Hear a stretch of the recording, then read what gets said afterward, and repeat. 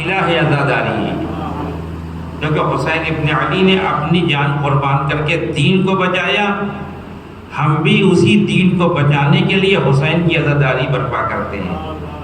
ورنہ اگر صرف انسان یہ سوچے کہ ہم آ کر امام حسین کے غم میں آنسو بہا لیں، وہ آنسو بہانا ثواب ہے۔ اہل بیت کے لیے کوئی کام کرتا ہے تو اہل بیت اس کا احسان اپنی گردن پہ رکھتے نہیں، اس سے بڑھا کے دیتے ہیں، لیکن ہم کو اس منزل تک پہنچنا ہے۔ ہمیں کربلا کو بہت غور سے دیکھنا ہے۔ ہم نے کربلا میں کتنے ایسے کیریکٹر دیکھے جو کربلا سے پہلے بہت خراب تھے، لیکن کربلا کے بعد علیہ السلام ہو گئے ہیں۔ ہمارے سامنے حر کا کیریکٹر ہے کہ کربلا سے پہلے حر کیا تھا اور کربلا کے بعد حر کیا ہے۔ ہمارے سامنے ذوالحرقین کا کیریکٹر ہے کہ ذوالحرقین کربلا سے پہلے کیا تھے اور کربلا کے بعد کیا ہے۔ جس نے بھی حسین ابن علی کو دل سے قبول کر لیا، جو حسین ابن علی کی بارگاہ میں دل سے آ گیا، حسین نے اپنی طرح سب کو علیہ السلام بنا دیا۔ آج ہم حسین کو بھی علیہ السلام کہتے ہیں، حر کو بھی علیہ السلام کہتے ہیں، ذوالحرقین کو بھی علیہ السلام کہتے ہیں۔ کتنا بڑا شرف ہے کسی بندے کے لیے کہ وہ کسی مرحلے میں آ کر اپنے امام کے ساتھ کھڑا ہو جائے، مگر یہ کب ہوگا کہ جب ہم زندگیوں سے حسین کو الوداع نہ کہیں، اپنے امام بارگاہوں سے حسین کو الوداع کہیں۔ ایک صلوات پڑھے محمد وآل محمد۔ بس اس مختصر سے تمہید کے بعد میں اپنے بیان میں داخل ہو رہا ہوں۔ کیا میں نے وعدہ کیا تھا کل رات کی مجلس میں کہ دوسرے مرحلے کی طرف اسلام، ایمان، یقین، اطمینان، رضا، تسلیم، یہ وہ مراحل ہیں کہ جن کو حاصل کرنا ہے۔ اسلام کے بارے میں نے کل آپ کی خدمت میں عرض کیا کہ اسلام یعنی جہاں انسان لا الہ الا اللہ اور محمد رسول اللہ کہتے وہ مسلمان ہو گیا، اس کی جان، مال، عزت و آبرو بالکل سے محفوظ ہو گئی، کوئی اس کو مار نہیں سکتا، کوئی اس کے مال کو چھین نہیں سکتا جب تک کہ وہ اعلان جنگ نہ کرے۔ لیکن ایک مرحلہ اور میں بیان کرنا چاہتا ہوں، وہی اسلام کا ہے۔ یہ مرحلہ اسلام کب سے شروع ہوا؟ آسان جواب ہے اس کا، جب رسول اکرم آئے۔ رسول اکرم سے پہلے اسلام تو نہیں تھا، اسلام دین تو نہیں تھا، دوسرے دین تھے، ادیان الہی تھے، لیکن اسلام نہیں تھا۔ اسلام رسول اکرم سے شروع ہوا۔ تو پھر سوال یہ ہے کہ سورہ یوسف میں جناب یوسف اپنے خدا سے یہ دعا کیوں کر رہے ہیں؟ رب توفنی مسلما، پروردگار مجھے مسلمان مارنا۔ پھر پروردگار ابراہیم و اسماعیل کو کیوں کہہ رہا فلما اسلما وتلہ للجبین، جب یہ دونوں مسلمان ہو گئے۔ تو جب اسلام رسول اکرم سے شروع ہوا ہے تو پھر یہ ابراہیم کے زمانے میں اسلام کا تذکرہ کیوں؟ جب یہ اسلام جناب رسول اکرم سے شروع ہوا ہے تو یوسف کیوں کہہ رہے ہیں کہ مجھے مسلمان مارنا؟ اس کے معنی کوئی مسئلہ ہے اسلام کے اندر۔ اسلام کی دو قسمیں ہیں، پہلا اسلام وہ ہے جو ایمان سے پہلے ہے، دوسرا اسلام وہ ہے جو ایمان کے بعد ہے۔ اسلام جو ایمان سے پہلے ہے اس کی کیفیت الگ ہے، اسلام جو ایمان کے بعد ہے اس کی کیفیت الگ ہے۔ آپ نماز میت میں ایک تکبیر، تیسری تکبیر میں کیا پڑھتے ہیں؟ اللہم اغفر للمؤمنین والمؤمنات والمسلمین والمسلمات۔ تو اسلام تو پہلا درجہ ہے، ایمان دوسرا درجہ ہے۔ تو پہلے مسلمان کا نام لیتے، پھر ایمان کی بات کرتے، کہتے پروردگار مسلمانوں کو معاف کر دے اور صاحبان ایمان کو معاف کر دے۔ لیکن صاحبان ایمان کا تذکرہ پہلے ہے، اسلام کا تذکرہ بعد میں۔ یہ وہ اسلام ہے جو ایمان کے بعد والا ہے، ایمان سے پہلے والا نہیں ہے۔ اور علی کے پاس جو اسلام ہے وہ ایمان سے پہلے والا اسلام نہیں ہے، ایمان کے بعد والا اسلام ہے۔ ابراہیم کے پاس جو، اور جناب یوسف کے پاس، جناب موسیٰ کے پاس، جناب عیسیٰ کے پاس جو اسلام ہے وہ ایمان کے بعد والا اسلام ہے، ایمان سے پہلے والا اسلام نہیں ہے۔ اور ایمان کے بعد والا اسلام جب انسان کے وجود کے اندر آ جاتا ہے تو یقین مانیے انسان اپنے دونوں ہاتھ بلند کر کے کہتا ہے پروردگار اب میں کچھ بھی نہیں ہوں۔ اگر ایمان کے بعد والا اسلام ہے، تو بیداری خواب میں بھی اگر وہ مسلمان دیکھ لے کہ میں اپنے بیٹے کے گلے پہ چھری چلا رہا ہوں، تو جو کہ اس ایمان کے بعد والا مسلمان ہے، خواب کی بات کو بھی حقیقت میں تبدیل کر دیتا ہے۔ جناب ابراہیم نے خواب ہی میں تو دیکھا تھا، ہم بھی تو دیکھتے ہیں خواب، نہ جانے کتنے خواب دیکھتے ہیں، لیکن کیا ہم خواب کے اوپر عمل کرتے ہیں کہ 1000 بار ہم دیکھیں کہ میں اپنے بیٹے کو ذبح کر رہا ہوں، لیکن ہم کبھی بھی اپنے بیٹے کو ذبح نہیں کر سکتے۔ کیوں؟ اس لیے کہ ہمارا اسلام ایمان سے پہلے والا ہے، لیکن ابراہیم کا اسلام ایمان کے بعد والا ہے۔ ایمان کے بعد والا اسلام تسلیم پہ جا کے ختم ہوتا ہے، وہ آخری مرحلہ، وہ وہاں تک گفتگو نہیں پہنچ پائے گی، میں یقین کی منزل پہ آ رہا ہوں۔ تو امام فرماتے ہیں کہ وَجْعَلْ یقینی افضل الیقین۔ بھائی اس گفتگو کو سنیے گا، مجلس اپنے وقت پہ ختم ہو جائے گی جو کل اعلان کیا تھا 11 بجے انشاءاللہ۔ امام کہیں کہ میرے یقین کو افضل یقین قرار دے۔ یہ جملہ خود بتا رہا ہے کہ یقین کے مراتب ہیں، یقین کے مختلف مراتب اور درجات ہیں۔ سب سے پہلی جو گفتگو قرآنی گفتگو ہے۔ بھائی سوال یہ ہے کہ آپ کسی چیز کا دعویٰ کریں تو اس کے مقابلے میں دلیل لانا پڑے گی۔ میں آپ سے یہ دعویٰ کروں کہ میں مجتہد ہوں، آیت اللہ ہوں، تو مجھے دلیل کے طور پہ اپنے اجتہاد کو پیش کرنا پڑے گا۔ آپ یہ دعویٰ کریں کہ میں میڈیکل ڈاکٹر ہوں، تو آپ کو اس کو ثابت کرنے کے لیے وہ چیزیں لا کے ہم کو سامنے رکھنا پڑے گی، اپنی ڈگری رکھنا ہوگی، اپنی سند دکھانا ہوگی، کہاں پڑھے تھے، کس انسٹیٹیوٹ میں وہ دکھانا ہوگا۔ غرض یہ، میں مختصر کر رہا ہوں بات کو، کہ جو دعویٰ کرتا ہے کسی چیز کا دلیل بھی پیش کرنا پڑتی ہے۔ اگر ہم یہ دعویٰ کریں کہ ہم صاحب یقین ہیں، اگر ہم یہ دعویٰ کریں کہ ہم یقین کی منزل پہ فائز ہیں، تو سامنے والا کہے گا مولانا اس کی دلیل کیا ہے آپ کے پاس؟ آج یہی بات عرض کرنا ہے کہ یقین کے مرحلے پہ فائز ہونے کی علامت کیا ہے، جس کی طرف امام سجاد اشارہ کر رہے ہیں۔ یہ انسان سازی کے مراحل میں دوسرا مرحلہ ہے، اسلام کے بعد، ایمان کے بعد۔ قرآن میں ایک آیت ہے، لو تعلمون علم الیقین لترون الجحیم۔ اگر تم علم یقین حاصل کر لو تو اسی دنیا میں بیٹھ کے جہنم کو دیکھ لو گے۔ یہ قرآن کی آیت پڑھ رہا ہوں، روایت نہیں ہے۔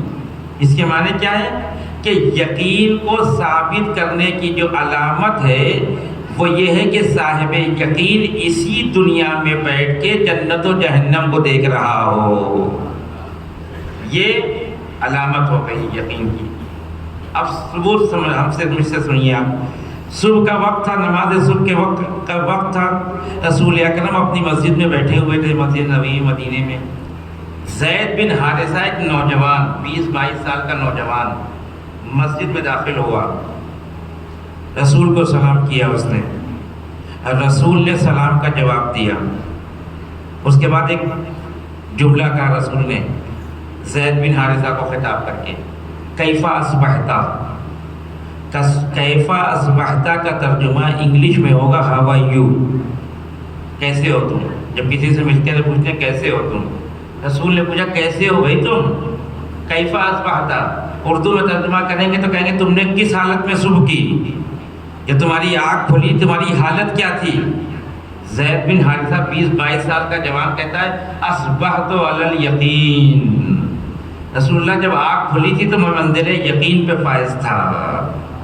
22-20 سال کا لڑکا کہہ رہا ہے نبی کے سامنے، نبی اس سے پوچھ رہے ہیں کہ بتاؤ کہ تم نے کس حالت میں صبح کی۔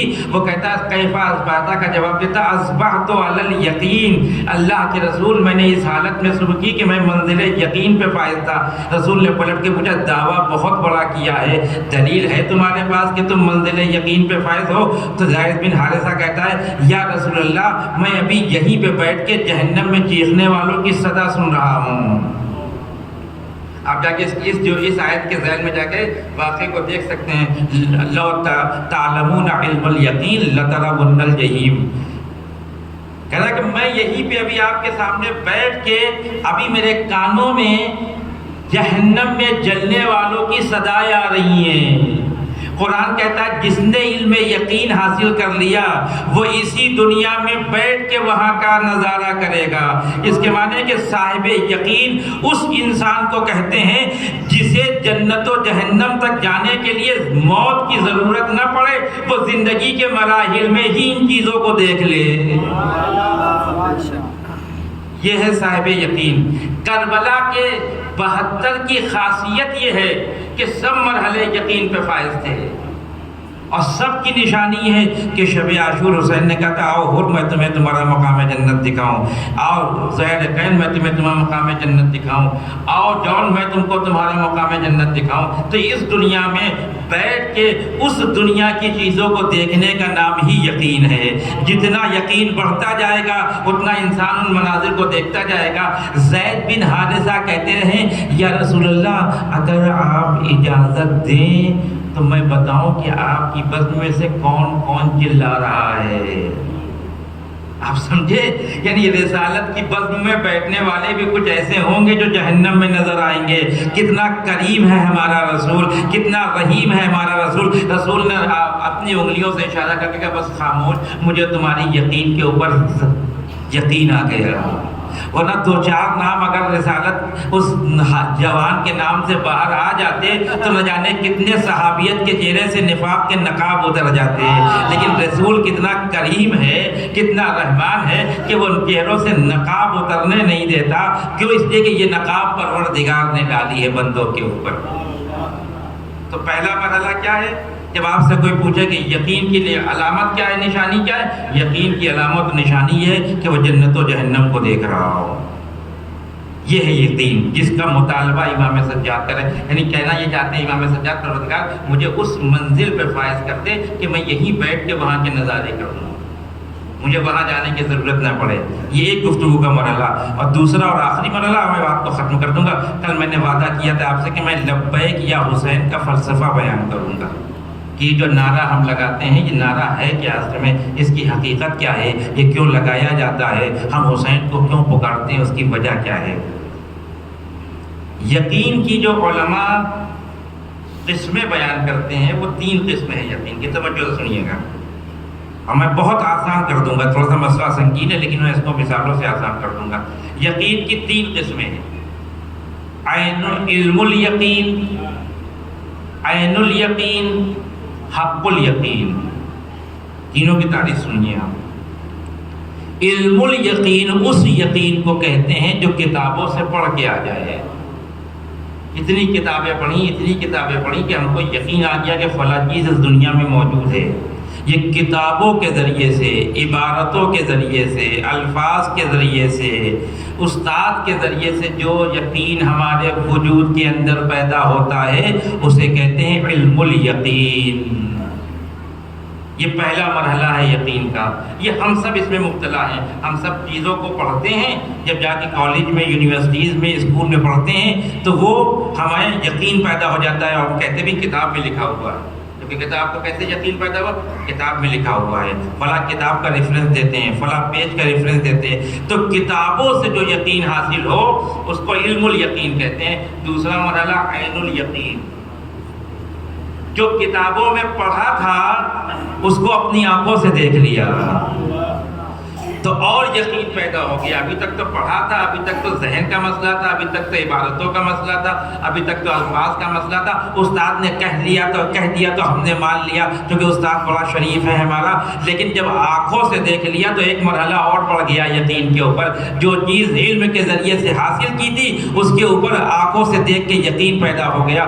جب کسی چیز کا یقین آنکھوں سے پیدا ہو جائے تو وہ پھر عین الیقین ہو جاتا ہے۔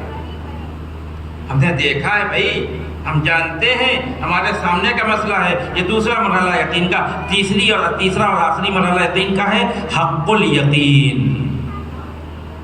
اب نہ دیکھنا ہے نہ پڑھنا ہے، اس مرحلے میں خود اتر جانا ہے۔ اب میں مثال دے دوں گا تو میرے نوجوانوں کے لیے پانی کی طرح یہ بات حل ہو جائے گی آپ کے لیے۔ تو علم الیقین، عین الیقین، حق الیقین۔ اب مثال سنیے دنیا کی بالکل سامنے کی۔ ہم سب نے کتابوں میں خوب پڑھا ہے، 1000 بار پڑھا ہے کہ آگ جلاتی ہے، یقین ہے ہم کو آگ جلاتی ہے. یہ جو کتابوں سے علم پیدا ہوا کہ آگ جلاتی ہے، اسی کو علم الیقین کہتے ہیں. ایک دن جا رہے تھے، ہندوستان کے لیے کوئی بڑا مسئلہ نہیں، روز یہاں خودکشی ہوتی ہے.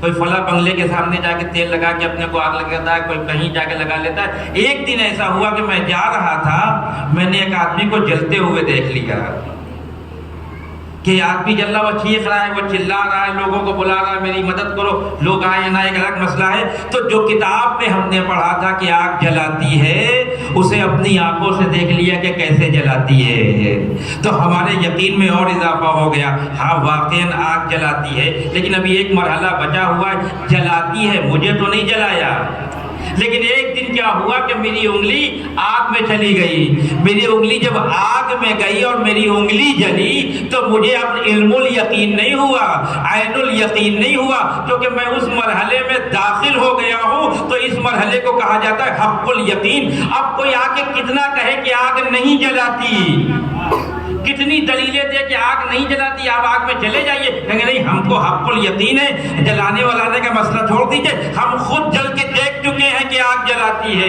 تو یہ تین مرحلے ہیں: علم الیقین کتابوں کا مرحلہ، عین الیقین آنکھوں کا مرحلہ، حق الیقین اپنے وجود کا مرحلہ. جتنا یقین اس تیسرے مرحلے میں پیدا ہوگا، ان دو مرحلوں میں پیدا نہیں ہوگا. اور امام اسی مرحلے کی بات کرنا چاہتے ہیں. پروردگار آنکھوں سے دیکھ لیا تیری قدرت کو، پروردگار کتابوں میں پڑھ لیا تیری قدرت کو، اب ہم اس مرحلے سے گم میں اترنا چاہتے ہیں. اور یہی مرحلہ میڈیکل سائنس میں آتا ہے کہ میڈیکل سائنس نے یہ مرحلہ یہی سے لیا ہے. جب کوئی ڈاکٹر بننے کے لیے لڑکا جاتا ہے تو تین مرحلے سے گزر کے ڈاکٹر بن کے آتا ہے. پہلا مرحلہ اسے کہا جاتا ہے 2-3 سال تک کتابیں پڑھیے. کتابوں میں پڑھنا کیا ہے کہ ہارٹ کا آپریشن ایسے ہوتا ہے، شوگر کا علاج ایسے ہوتا ہے، کیلسٹرول کا علاج ایسے ہوتا ہے، فلاں چیز کا علاج ایسے ہوتا ہے. وہ پڑھتا چلا جا رہا ہے، پڑھتا چلا جا رہا ہے. توجہ رکھیے گا مثال کے اوپر، پڑھتا چلا جا رہا ہے، پڑھتا چلا جا رہا ہے. اس کو یقین پیدا ہوتا چلا جا رہا ہے، امراض کا یقین پیدا ہوتا چلا جا رہا ہے، شفا کا یقین پیدا ہوتا چلا جا رہا ہے، دواؤں کا یقین پیدا ہوتا چلا جا رہا ہے. 2-3 سال کے بعد اس سے کہا جاتا ہے جو پڑھا تھا اسے آپریشن تھیٹر میں آ کے دیکھو. اب اسی کا استاد جس نے کتاب پڑھائی تھی وہ کہتا ہے آؤ یہاں پہ کھڑے ہو جاؤ، ہم تم کو دکھاتے ہیں کہ دل کا آپریشن کیسے ہوتا ہے. استاد آپریشن کرتا رہتا ہے، جس نے جو کچھ پڑھا تھا اسے اپنی آنکھوں سے دیکھتا رہتا ہے. تو اس کو عین الیقین ہو جاتا ہے کہ جو پڑھا تھا واقعاً اس کا کوئی وجود اس دنیا کے اندر پایا جاتا ہے. تو جب 2 مرحلے تمام ہو جاتے ہیں، اگر اچھا استاد ہے، اگر لائق استاد ہے، تو وہ چاہتا ہے کہ شاگرد بھی میری طرح بنے. تو 2 مرحلے سے گزار کے پھر وہ اس کے ہاتھوں میں چاقو دے دیتا ہے، اس کے ہاتھوں میں قینچی دے دیتا ہے، اس کے ہاتھ میں آلات دے کے کہتا ہے اب تمہیں دیکھنا نہیں ہے، اب تمہیں پڑھنا نہیں ہے، اب تمہیں خود آپریشن کرنا ہے. جو تم نے کتابوں میں پڑھا تھا، اپنی آنکھوں سے دیکھا تھا، اب ذرا میدان عمل میں اترو، حق الیقین کے مرحلے میں آؤ. جو کچھ پڑھا تھا، جو کچھ دیکھا تھا، وہ تیسرے مرحلے میں چلا آتا ہے. اور لائق شاگرد وہی ہوتا ہے جو اپنے استاد سے کہے کہ مجھے حق الیقین کے مسئلے میں اتار دو. پھر جس دن وہ پہلا آپریشن کرتا ہے، اسے یقین ہو جاتا ہے کہ دل کا مرض پایا جاتا ہے. بس یہی وہ مرحلہ ہے عزیزان محترم، جہاں تک میں آپ کو لے جانا چاہتا ہوں، یہی وہ مرحلہ ہے کہ جس کو خلیل نے اپنے پروردگار سے طلب کیا.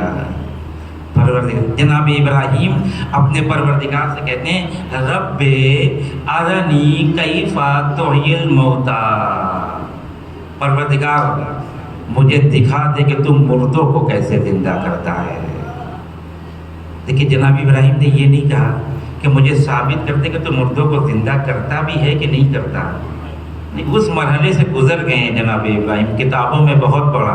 وہ تو نمرود سے کہہ کے آئے تھے کہ میرا پروردگار وہ جو زندہ کو مارتا ہے، مردے کو زندہ کر دیتا ہے. تو جو نمرود کے مقابلے میں دعویٰ کر کے آیا ہو کہ میرا پروردگار مارتا بھی اور زندہ بھی کرتا ہے، وہ خدا سے کیوں کہے گا کہ پروردگار تو مارتا زندہ کرتا ہے؟ اب کہا کہ یہ مسئلہ نہیں ہے، میں نے کتابوں میں پڑھ لیا ہے کہ تو مارتا اور زندہ کرتا ہے، میں نے اپنی آنکھوں سے دیکھ لیا ہے کہ تو مارتا ہے اور زندہ کرتا ہے. پروردگار علم الیقین حق اور عین الیقین کے مرحلے کو ابراہیم نے بہت پہلے طے کر لیا. اب میں حق الیقین کے مسئلے میں اترنا چاہتا ہوں. میں خود یہ دیکھنا چاہتا ہوں کہ کیسے مردہ زندہ ہوتا ہے, کیسے کسی مردے کو زندہ کیا جاتا ہے. پروردگار تیری قدرت پہ پورا یقین ہے, لیکن میں کیفیت احیاء کو دیکھنا چاہتا ہوں.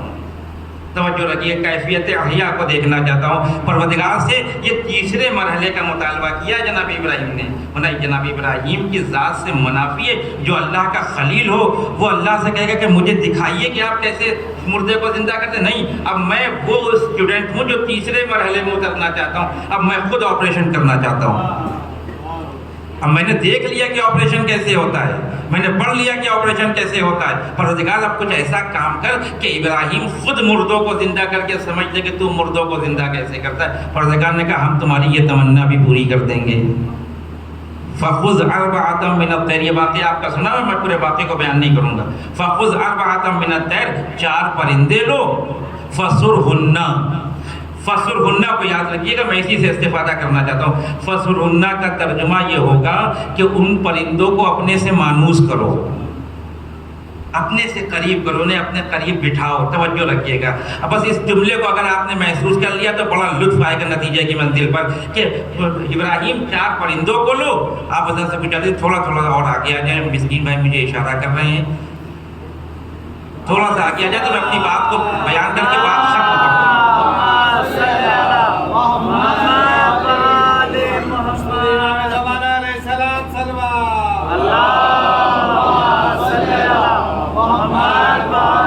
کیونکہ وقت آج نہیں ہے, مجھے بات کو سمیٹنا ہے بس اسی مرحلے پہ.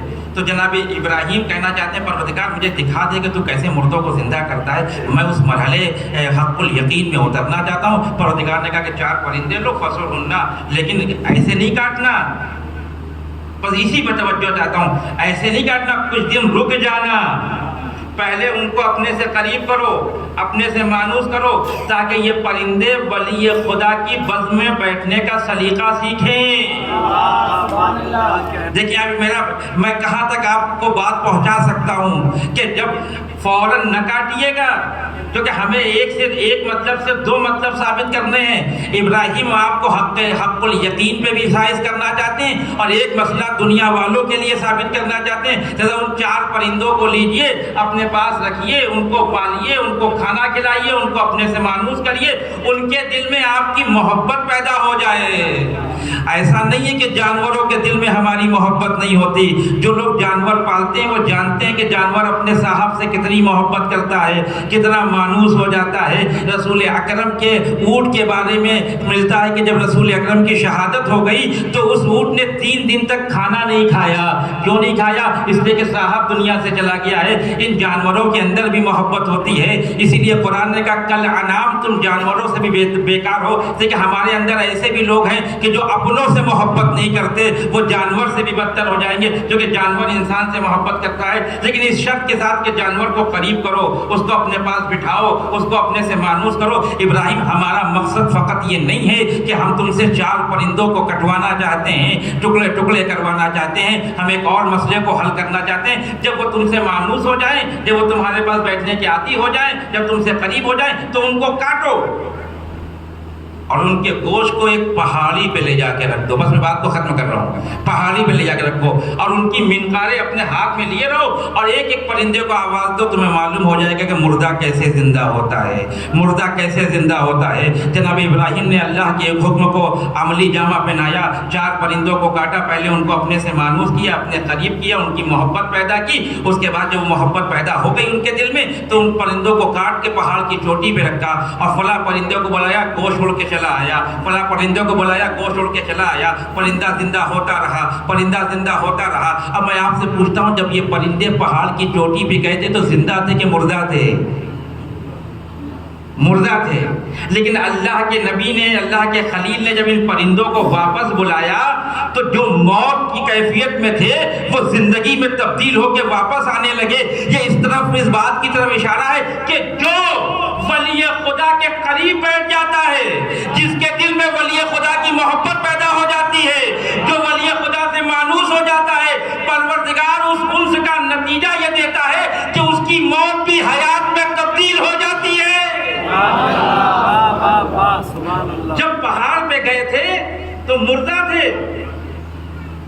جب اللہ کے نبی نے پکارا تو زندہ ہو کے واپس آ گئے. یہی تو قرآن کہتا ہے لما یحییکم، جب تمہارا نبی تم کو پکارے تو اس کی آواز پہ لبیک کہنا، کیونکہ وہ جب بھی پکارتا ہے زندگی کے لیے پکارتا ہے.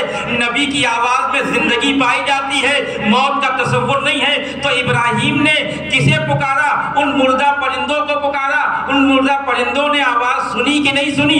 آواز سن لی، جس کا نتیجہ یہ ہے کہ اگر ولی خدا کی محبت پیدا ہو جائے، اگر ولی خدا کی بزم میں جا کے بیٹھ جاؤ، اگر ولی خدا سے انسیت پیدا ہو جائے تو پروردگار اس انسیت کے نتیجے میں تمہاری موت کو حیات میں تبدیل کر دے گا. بات کو سنتے جائیے، فلسفہ لبیک سمجھتے جائیے. عصر عاشور ہے، حسین ابن علی میدان کربلا میں تنہا کھڑے ہوئے آواز دے رہے ہیں، حل من ناصر ینصرنا، حل من مغیث یغیثنا.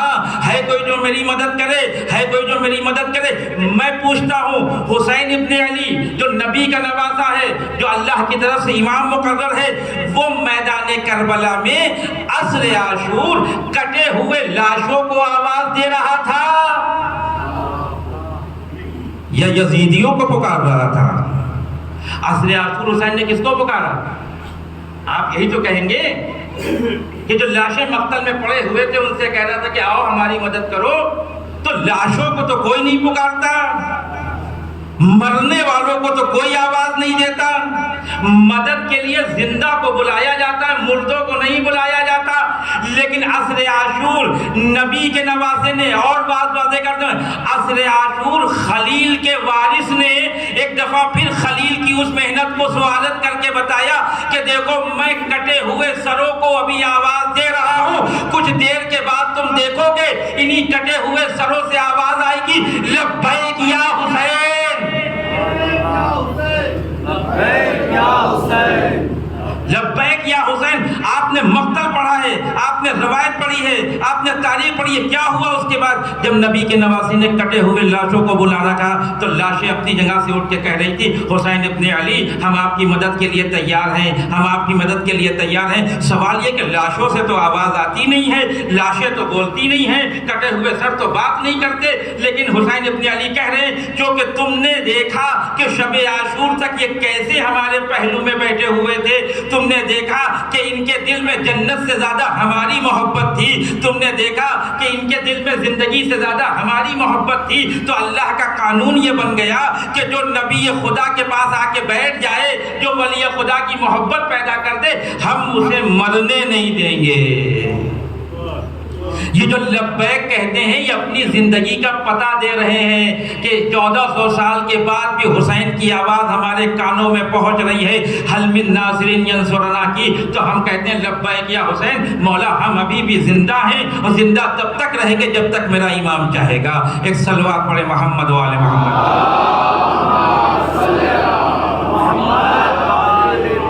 ورنہ جنت ملنے کے بعد کوئی رکتا ہے؟ جنت ملنے کے بعد کوئی رکتا ہے؟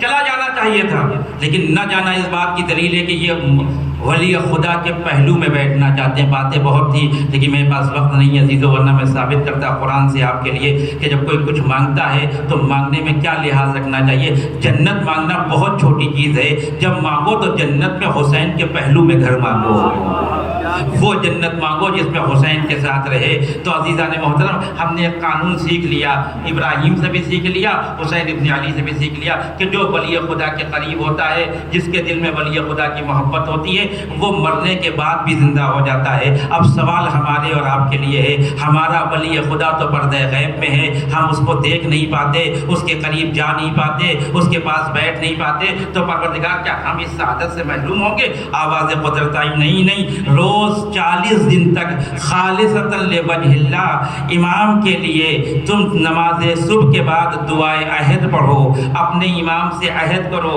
نصرت کا عہد کرو، محنت کا عہد کرو، وظیفے پہ عمل کا عہد کرو. تو ہم تم سے وعدہ کرتے ہیں جب تم 40 دن یہ دعائے عہد پڑھ کے اپنے امام سے عہد کر لو گے تو ان کا ظہور جب ہوگا تو تم اگر قبر کے اندھیرے میں بھی ہوگے تو ہم تمہیں وہاں سے اٹھا لیں گے. اب آج ہی جا کر دعائے عہد کا ترجمہ پڑھیے گا، اس میں لکھا ہوا ہے کہ پروردگار جب تیرے ولی کا ظہور ہو تو میں قبر سے کفن کے ساتھ اٹھانا۔ کیوں اٹھانا؟ پروردگار کیوں اٹھائے گا؟ کہ اس لیے کہ تم نے ہمارے ولی کی قربت حاصل کر لی، تم نے ہمارے ولی کی محبت حاصل کر لی، اور جو ولی خدا کی محبت میں ڈوب جاتا ہے ہم اسے مرنے نہیں دیتے۔ بس آخری جملہ اور میں نے مجلس کو تمام کیا تو ایک مرحلہ پہاڑ پہ ہم نے دیکھا کہ جہاں پرندوں کو مار کے جناب ابراہیم نے رکھا تھا، لیکن جو کہ ان کے اندر ولی خدا کی محبت پائی جاتی تھی، ابراہیم نے آواز دی، موت زندگی میں تبدیل ہوتی چلی گئی۔ ابراہیم نے کہا پروردگار میں حق الیقین پہ فائز ہو گیا، میں حق الیقین پہ فائز ہو گیا۔ لیکن ایک پہاڑ اور مجھے تاریخ میں نظر آتا ہے، وہ بہت بلند پہاڑ تھا، اس پہاڑ کے چاروں طرف بارش ہو رہی تھی، نوح کا بیٹا اس پہاڑ کے اوپر چڑھا ہوا تھا۔ نوح اس سے کہہ رہے تھے میرے لال چلے آؤ میں تمہاری زندگی کو بچا لوں گا، میرے لال اب چلے آؤ میں تمہاری زندگی کو بچا لوں گا۔ وہ کہہ رہا تھا کہیں بابا یہ پہاڑ کی بلندی مجھے بچا لے گی، یہ پہاڑ کی بلندی مجھے بچا لے گی۔ سوال یہ ہے کہ جب وہ پہاڑ کی بلندی پہ گیا تو نبی خدا سے دور ہو گیا۔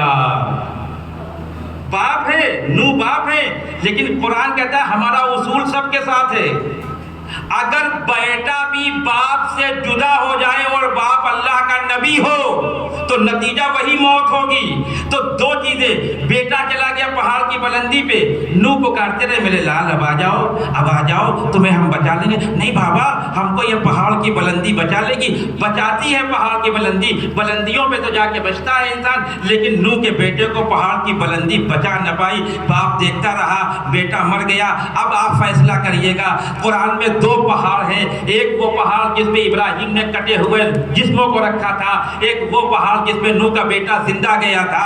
دونوں میں فرق محسوس کریے گا۔ بات کو ختم کر رہا ہوں، جو نبی خدا سے مانوس تھا وہ مردہ گیا تھا پہاڑ پہ لیکن زندہ واپس آیا، جو نبی خدا سے دور تھا وہ زندہ گیا تھا پہاڑ پہ، مردہ واپس آیا۔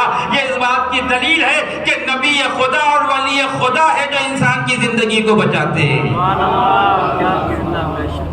نبی کا بیٹا سوچ نہیں سکتا، آدمی مولانا کے بیٹے کے بارے میں نہیں سوچ سکتا، لیکن نبی پکارا کہ نہیں میں نہیں آؤں گا، مجھے یہ بلندی بچا لے گی۔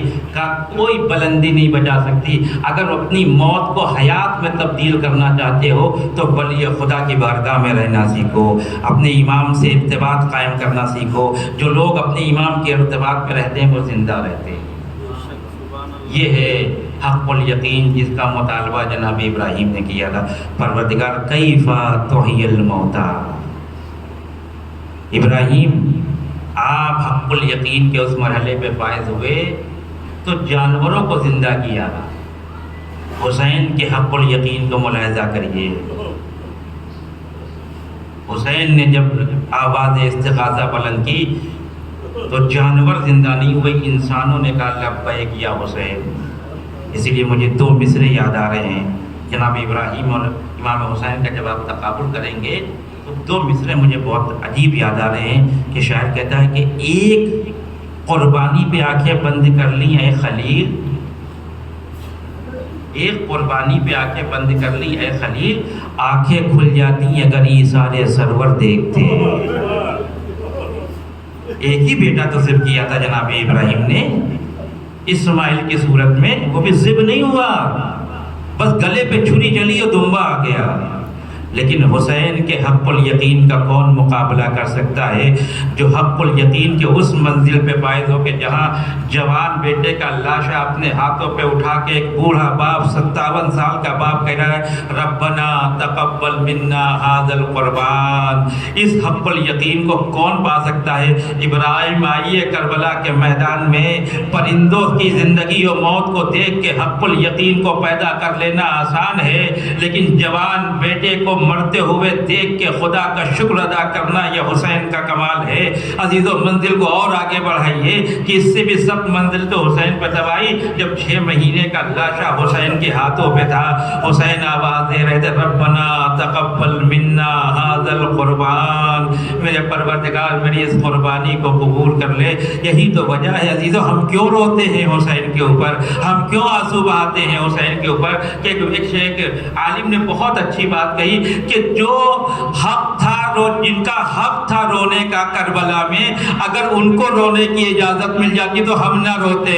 ہم روتے ہی اس لیے ہیں کہ جن کو رونے کا حق تھا جب وہ روتے تھے تو انہیں منہ پہ تماچے مارے جاتے تھے، جب وہ روتے تھے تو ان کو اذیتیں پہنچائی جاتی تھی. اے عزیزو، آج الوداعی مجلس ہے، آج آخری مجلس ہے، ہر انسان کا دل پریشان ہے. حسین ہم آپ کو الوداع کیسے کہے؟ اے مولا ہم آپ کو کیسے کہے کہ خدا حافظ؟ میں آپ سے پوچھنا چاہتا ہوں، جب ہم امتی ہو کے اتنے پریشان ہیں تو زینب نے حسین کو الوداع کیسے کہا؟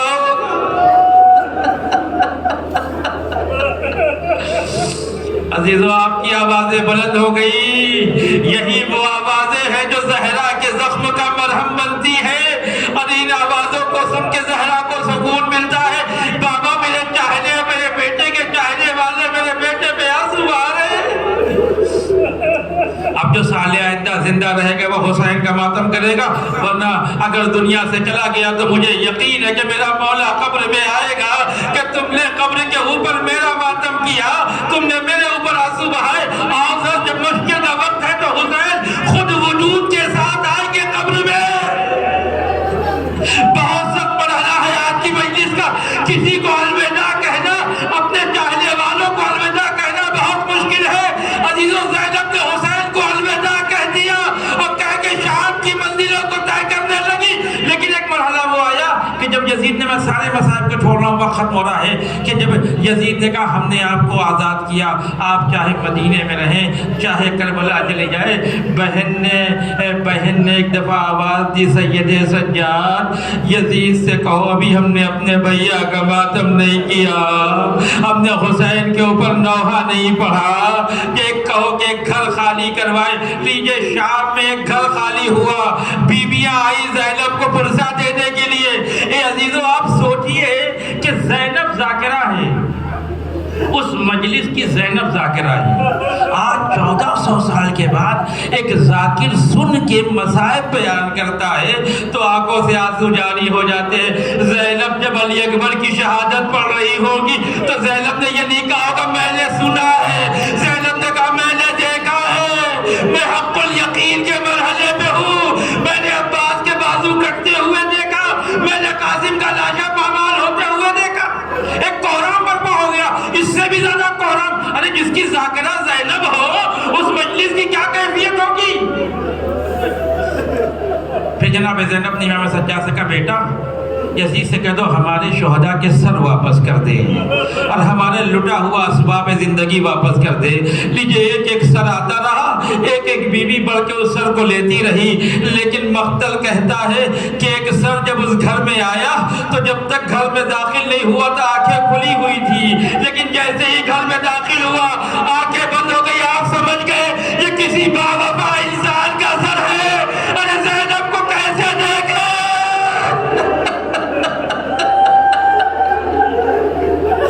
ارے حسین کا سر آیا، میں سارے مذہب جوڑ رہا ہوں، حسین کا سر آیا. زینب نے بلکہ اپنے آغوش میں لے لیا، بھائیو بہن سے راضی ہو گئے. اسباب زندگی آیا، زینب نے ایک چادر بانٹنا شروع کی. ایک چھوٹی سی چادر آئی، زینب نے قید خانے کا رخ کر کے کہا سکینہ یہ تمہاری لٹی ہوئی چادر آ گئی اور اس چادر کو لے لو. قافلہ تیار ہوا، بس میں نے چھوڑ دی ساری باتیں. قافلہ تیار ہوا، قافلہ چلنے والا تھا. کسی نے سید سجاد سے آ کے کہا مولا آپ کی پھوپھی نہیں ہے قافلے میں، زینب کبریٰ نہیں ہے قافلے میں، محمل خالی ہے زینب کبریٰ کی. سید سجاد سمجھ گئے میری پھوپھی کہاں ہوگی. ارے اٹھے، قید خانے میں آئے، بہن کی قبر پر کیا دیکھا؟ پھوپھی بھتیجی کی قبر پہ بیٹھ کے کہہ رہی تھی اے سکینہ کہ مدینہ جانے کا بڑا شوق تھا، چلو مدینہ چلے. اے عزیزو، کوئی ایسا انسان نہیں ہوگا کسی اپنا وطن جانے میں خوشی محسوس نہ ہو، لیکن زینب کیسے جائے؟ پھر میں بات دوہراؤں گا، کسی کو الوداع کہنا اتنا آسان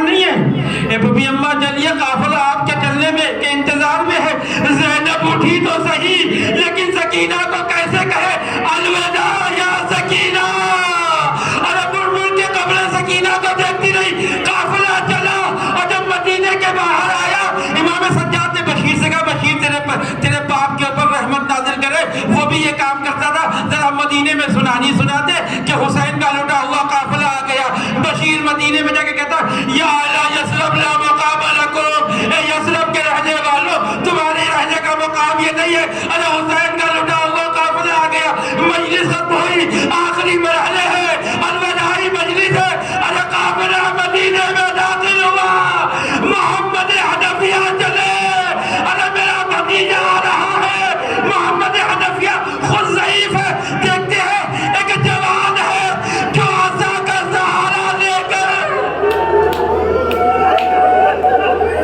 خدا آپ کی حوازوں پہ رحمت نازل کرے.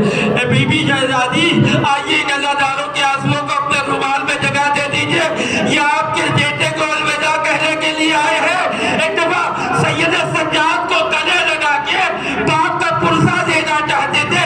سید سجاد آپ کو کسی نے باپ کا پرسہ نہیں دیا. آج چٹا موجود ہے. سید سجاد کہتے ہیں چٹا دورہ نہیں آئی ہے.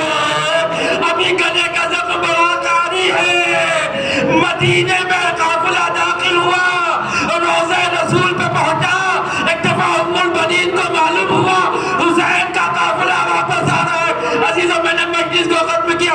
ام البنین ہے رسول کا روضہ ہے. زینب ہے رسول کا روضہ ہے. اے عزیزوں میں آپ سے ایک بات پوچھنا چاہتا ہوں. آپ کہیں وطن میں کسی وطن سے دور جائیں اور وہاں آپ کے اوپر مصیبت آ جائے, پریشانیاں آ جائیں, تو جب آپ وطن میں واپس آتے ہیں تو سب سے پہلے وہ پریشانی کس کو بتاتے ہیں؟ یا باپ کو بتاتے ہیں یا ماں کو بتاتے ہیں. ہائے زینب کتنی مجبور ہے. باپ تو مدینے میں ہے نہیں, ماں کی قبر کو بتا نہیں سکتی دشمنوں کو, تو زینب جائے تو کہاں جائے. اسی لیے زینب نے نانا کے روضے کا رخ کیا. نانا کے روضے پہ آ کے کہتی ہے نانا آپ کی نوازی آ گئی. نانا میرا بھائی عباس مارا گیا. نانا میرے قاسم کا لاشا پامال ہوا. نانا آپ کی صورتوں والا علی اکبر سینے پہ بسکی کا پھل کھا کے مقتل میں سو رہا ہے. ایک ایک روزہ سنائی اور جیسے ہی کہا نانا آپ کا حسین مارا گیا. روضہ رسول میں قیامت. اس کے بعد اسیری کا تذکرہ. بس دو جملے. زینب نانا کے روضے پہ قبر پہ گر کے کہتی نانا نانا جس پردے پہ ہمیں ناز تھا وہ چادر ہم سے چھین لی گئی. اے نانا بس مجلس ختم ہوئی. آخری جملے عزیزوں آپ کی آوازیں بلند ہو جائے, زہرا کو سکون مل جائے گا, ہماری مجلس قبول ہو جائے گی. اے نانا جس چادر پہ مجھے ناز تھا, جن بازوؤں پہ مجھے ناز تھا, وہ کربلا میں کہتے گئے اے نانا اگر نامحرموں کا مجمع نہ ہوتا تو میں اپنے بازوؤں کو کھول کے دکھاتی میرے بازوؤں پہ کیسے نیل کے نشان ہے. بس زینب نے جیسے ہی کہا ایک خاتون کھڑی ہو کے کہتی ہے زینب پھر سے کہنا تیری چادر چھین لی گئی. ہاں اماں میری چادر لٹ گئی. ارے وہ بی بی ایک دفعہ نجف کا رخ کر کے کہتی ہے نجف میں سونے والے میرے وارث علی میں عباس کو معاف نہ کروں گی. ارے زینب کہتی ہے اماں ایسا نہ کہیے. ارے جب تک میرا بھائی زندہ تھا زینب کی چادر بھی سلامت تھی. ارے جب میرا بھیا کے ہاتھ کٹ گئے زینب کے سر سے چادر گر گئی. اے نانا میں آپ کے نوازے کو مقتل میں چھوڑ کے آئی ہوں. الوداع یا حسین.